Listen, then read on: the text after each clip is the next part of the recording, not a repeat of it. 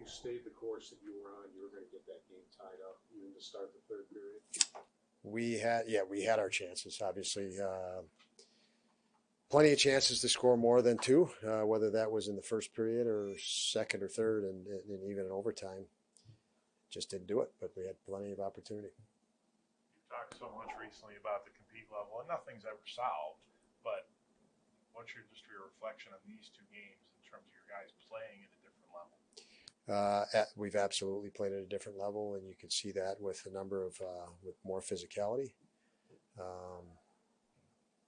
more initiative, 5 guys in scrums, and there's plenty of indicators of that.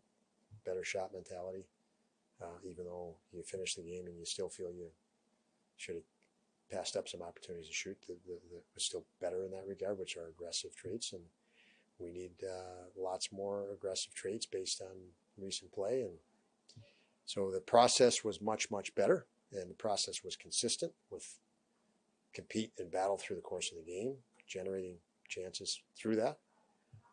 But the result is frustrating. Each of those power plays were different, Don, but just generally, when trying to get that both groups back to producing on a consistent level, taking advantage of a team taking bad penalties. How is the key just simplifying? What do you want to see from those two units to get them to take advantage? More direct, more willingness to shoot and attack. I think you got to separate the two units. I thought the second unit did more of that tonight. Poso net front twice, and Olofsson net front on a rebound, where there's a converge and there's an attack.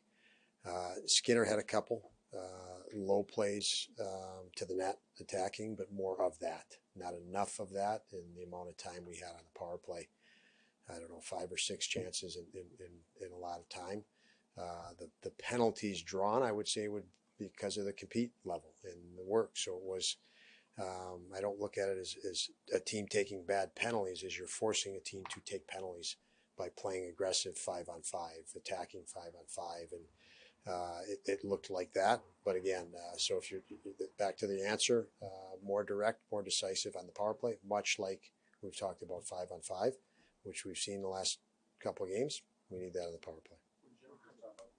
He did say also bear down a little better too on some of the chances.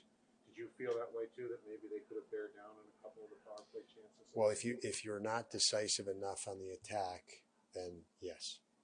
I mean, it's again the compete and the aggressive play. And I've stood here many times when you have challenges and issues, first turn to your compete. And I think we can compete harder, more direct on the power play. Get shots quicker, just generate a shot and attack mentality. And to me, that could have been a difference maker for us tonight. On the Robinson play, I thought it right away. Kyle mentioned him in the locker room. Is the issue really the consistency factor? You see a play like a Vander Kane last night, get nothing, and your guy gets a major. Yeah, I don't. I think to me it when I reviewed it and looked at it, I saw a player playing a puck as he finished his hit, and the stick was down on the ice looking for the puck as he was finishing. So it wasn't an egregious disregarding the puck to run over a guy as a single objective. It was clear to me watching it that he was still looking for the puck the entire time. But I can't speak for that. I'm just telling you what I saw on it. I don't make the calls, and I don't know the league and the standards. So, you move on with it. So, to kind of what you were saying before, I mean, are you confident if you guys keep playing the way you played the last 2, you're going to be rewarded more often than not? Yes. If the compete level remains high, yes. Very confident of that.